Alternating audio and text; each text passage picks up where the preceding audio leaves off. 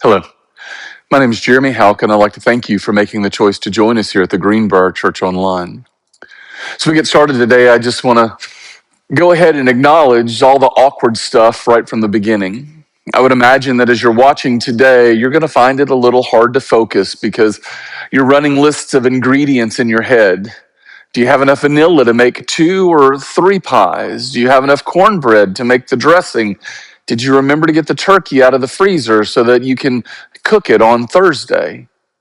There's so many moving parts, so many things on your to-do list, and you know that this is the season that we're supposed to be thankful, but sometimes it gets complicated. Others of you might already be dreading that shopping list and making your plans for Black Friday, Small Business Saturday, Cyber Monday. You know that you want to buy gifts for the people that you love to show them how much you love and appreciate them, but it's so difficult to buy for people. So maybe everybody will just get gift cards again this year. And I know it's supposed to be the most wonderful time of the year, but sometimes it's hard to enjoy. I get it. I know I'm a preacher, but I live in the same world and have the same struggles that you do. Does that ruin your illusion? If it does, I'm sorry, but not really sorry. They say every family is a dysfunctional family. Life is messy, and sometimes it gets so easy to be consumed by the 10 things that go wrong that we forget the 100 things that go right. So today I want to just take a deep breath and let's try to turn off all the noise and reflect on what Paul writes in 1 Thessalonians when he says, "Rejoice always, pray without ceasing, in everything give thanks, for this is the will of God in Christ Jesus for you."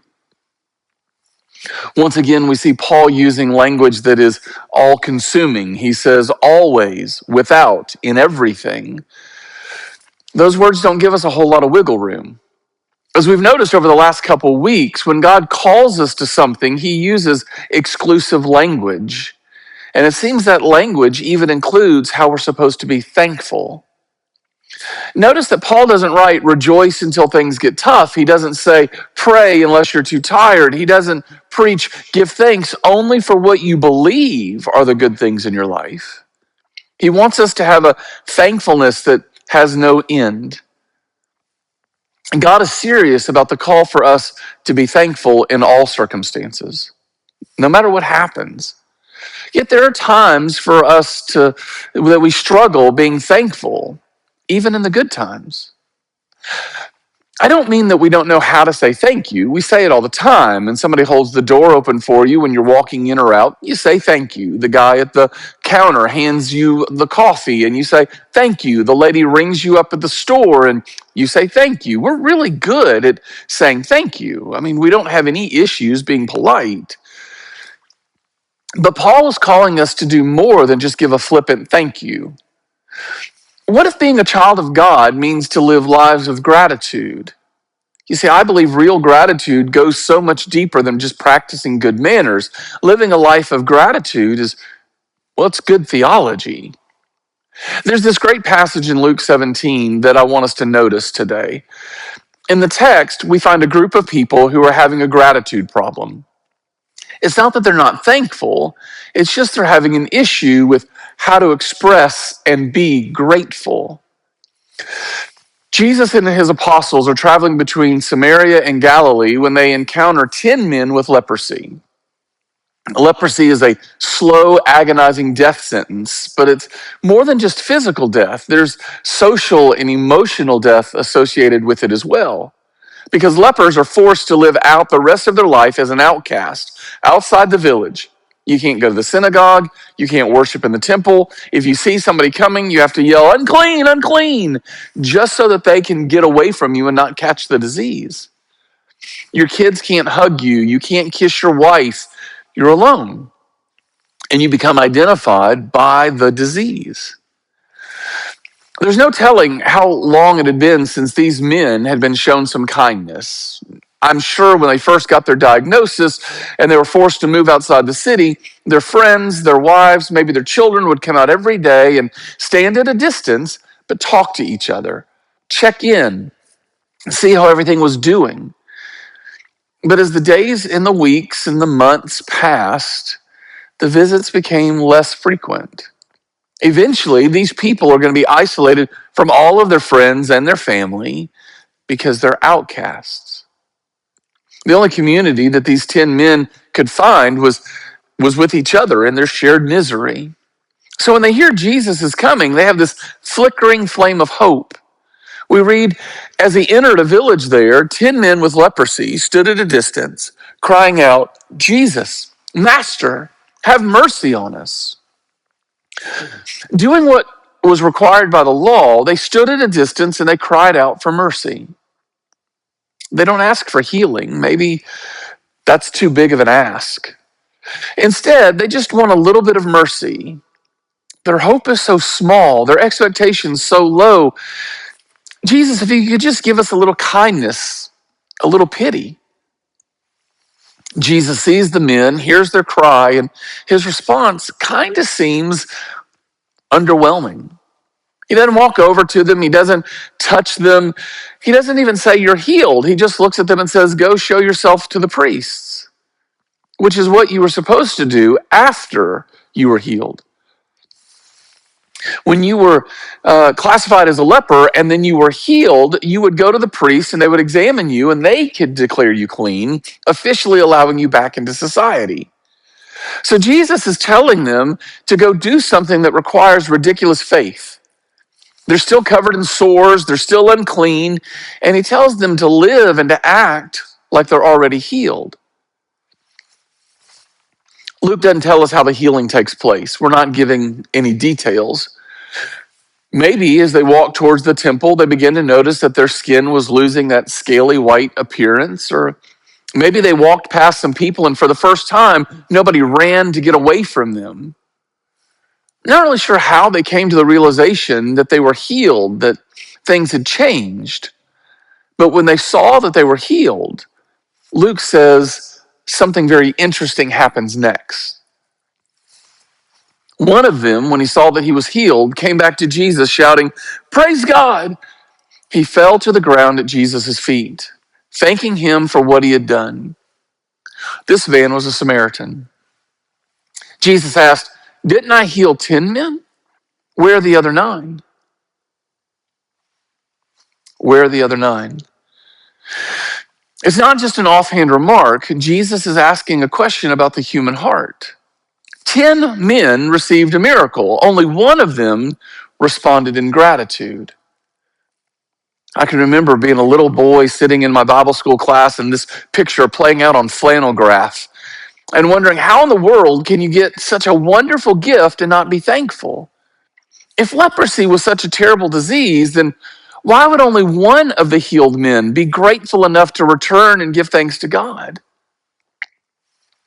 But now that I'm older and a bit harder, I completely understand what happened. I mean, think about it. As they made their way to the priest, one of them looks down at their hands and notices the sores and the scaly white skin is gone. Another one touches his face, and for the first time in years, he feels smooth skin instead of rotting flesh. They look at each other and they see it. They see that they're healed. Their nightmare is over. That means they can go home. They can go hold their children. They can hug their wives. They can sit at the table with their parents. They can go back to work. They can go to the synagogue or the temple and worship God. This is the best day of their lives. And they're so overcome with the joy of the gift that they run home. They can only think about rejoicing and being reunited with their families. And frankly, I can't blame them. I mean, if I was healed of a terminal isolating disease, I'd be getting back to my family as fast as I could. Because these 9 men are a lot like you and I. They were in a hurry to get back to their normal busy lives, and they completely forgot the one who saved them from this death sentence. They were so focused on the gift, they ignored the giver. Yet one of them was different. I'm sure that he loved his wife and his kids just as much as the other 9 guys did. I'm sure that he wanted to spend time with his friends just as much as the others. But when this man looked down and saw that he was healed, he was compelled to go back and to praise God. Falling to the ground in front of Jesus, he thanked him for this beautiful gift. He was the only one who didn't get so wrapped up in the blessing that he forgot the one who blessed him. I don't want to be hard on the 9 men who didn't come back because I think we have a lot in common with them. There are a few reasons that we look at all of these blessings that we have in our lives and we struggle with this tendency to be ungrateful. I think one of the reasons we're not as grateful as we should be is because we feel a bit entitled. Most of us are drowning in an abundance of blessings. I mean, I took a hot shower this morning, which is not unusual. I grew up taking hot showers. I take one every day, and all of my friends and all of my family take hot showers. But 100 years ago, no one was able to do that. No one was able to go into their own home and take a hot shower. I mean, most homes didn't even have indoor plumbing. Yet every day I turn on a faucet and I can have hot water at my disposal. Travel has become so much easier and so much more efficient. I mean, in a span of 13 hours, you can be on the other side of the globe. Infant mortality rates have dramatically increased over the past 100 years. 15 different diseases like polio, tetanus, diphtheria have been eradicated due to vaccines. In the entire history of humanity, there's not been a better time to be alive.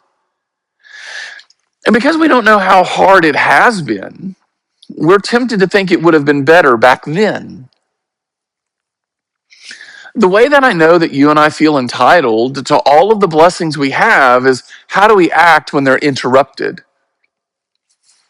For example, last week, Tristan and I were sitting on the couch watching TV when the power went out. We're sitting in the dark. So I got up off the couch and went over and turned on the gas log so we could have a little bit of heat and get a little bit of light. I got on my cell phone and I tried to look to see if I could figure out when the power was going to come back on. And we complained that we wouldn't know how this show that we were watching on TV was going to end. And we discussed, do we just go to bed? Can I even go to sleep without a fan running? It was such an inconvenience. In reality, we're like the 9 men who didn't return because we kind of feel entitled to the blessings of God. We think, of course, God would heal me. Of course, I would get the job. Of course, my kids would be healthy. Of course, I would have an easy, carefree life. I mean, I'm a good person. I go to church. I tithe. I'm definitely better than my neighbors. And we forget the truth that we don't deserve any of the blessings that we receive. And the danger that we all face is that when we think that we deserve these blessings, we stop being grateful. We start thinking, I earned this, I deserve this. And when that happens, entitlement creeps in. But gratitude is this natural response to grace. When you realize that you don't deserve what you've been given, it changes everything. You stop asking, why didn't I get more? And you start asking, why am I so blessed? I think another reason that we're not as grateful as we should be is because we kind of think we've earned it. It's just another way to say that we're prideful. We give ourselves a pat on the back and we forget that it was God that blessed us in the first place. The Apostle Paul reminds us, for it is by grace you have been saved through faith. And this is not from yourselves. It is the gift of God, not by works, so that no one can boast. You know fundamentally that you don't earn a gift. I mean, if you can earn it, then it's a paycheck, not a gift. But God doesn't operate on a wage system. He operates on grace. It's ridiculously prideful to believe that we can earn God's love, His mercy, or His blessings. I mean, we think because I'm a good person and I let somebody merge into traffic that God's obligated to pour out His blessings in my life. And while we might not consciously say, look at all the blessings that I earned, subconsciously, we don't really feel all that dependent on God. I mean, after all, the whole reason I have a house is because I bring home a paycheck that pays the water bill and the electric bill and the mortgage. I have a car because I can afford to buy one from the money that I made. My clothes, my furniture, my food, my vacation, all of it comes from the money that I earned from the job that I have. And if I pay for it month after month, it's easy to feel like I've accomplished something rather than understanding how God's blessed me. But we don't get it. I think we're kind of like the older son in the story of the prodigal son. You know, the story where the younger brother takes his inheritance and blows it all and comes crawling back, and the father throws this massive party.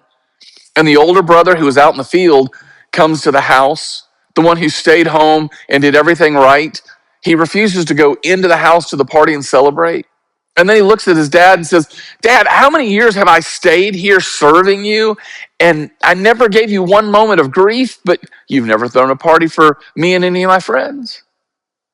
His commitment is dripping with entitlement. I've committed to be serving you. I've never disobeyed you. I've committed to act like an employee, and I've earned the fatted calf. He's missing the entire point. He's living in the house, but he's living like a servant, not the son. He thinks that the gifts are the payment for the services rendered. And the dad's response wrecks me every time. He looks at him and says, Son, don't you understand? You're with me all the time. Everything that I have is yours. He doesn't say, go clean your room and maybe we'll talk about that goat. He doesn't say, you're right, you've been slaving hard, here's your reward. He says, it's already yours. It's not a transaction, it's a relationship. How many of us live like that older brother? How many of us are out in the field keeping score, getting bitter, wondering when God is finally going to pay up for all of our hard work? And as our resentment grows, we lose the ability to be grateful. We lose the ability to remember and to be grateful for the fact that we already have it all. It's not a wage, it's an inheritance. Finally, I think we struggle sometimes to be grateful because we focus on the negative rather than the positive. Have you ever noticed how easy it is to get sucked in? I mean, you have a great day, 9 things go perfectly, but there's that one hang up. One thing doesn't work. Maybe you got a critical email or somebody made a rude comment. Maybe somebody cut you off in traffic or cut you in line in the grocery store. And what do you talk about when you get home? What do you lie in bed thinking about until 2 a.m.? Not the 9 good things, the one bad thing. It's like our brains have Velcro for negative experiences and Teflon for positive ones. We get stuck wallowing in the negative. We replay that one critical comment over and over in our minds, while the 9 other compliments we received never register. It's easy to fall into the same trap spiritually.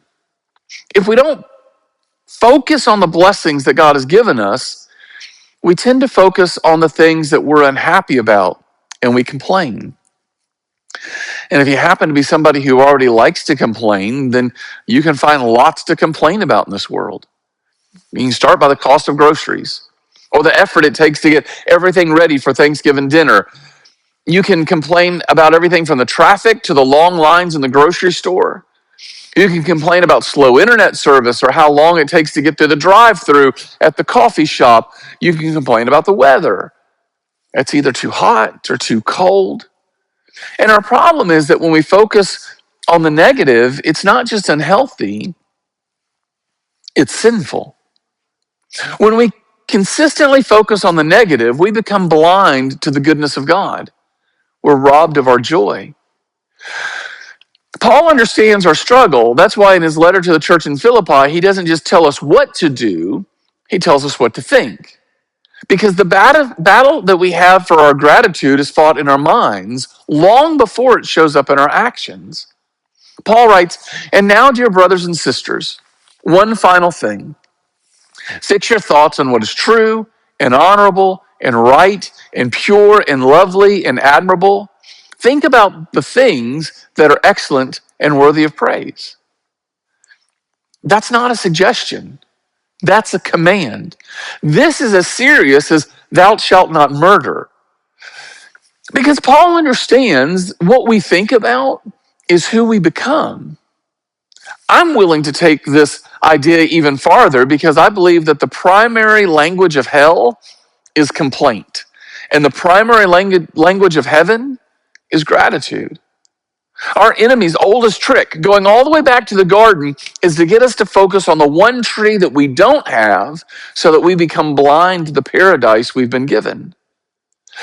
When you choose to thank God for the breath in your lungs and the blood in your veins, for the forgiveness you didn't earn, for the love that you don't deserve, you're firing a missile right into the heart of the enemy's camp.